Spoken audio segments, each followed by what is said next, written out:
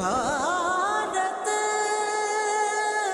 देश हमारा प्रणाम।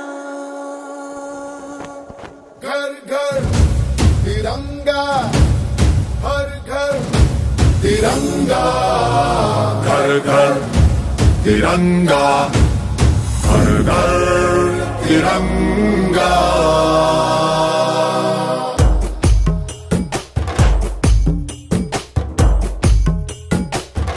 बतीस जन मेम्बर को नहीं गोटे सदक्या पीजी खोलाई से ब्लॉक तरफ आम पीजी को 16,000 जातीय पताका तिरंगा पताका सिलाई करने मिली सहीटा सिलाई की समस्ते आम बहुत खुशी अच्छू। गर्व है इस तिरंगे पर, सारे जहां को ये दिखाएंगे।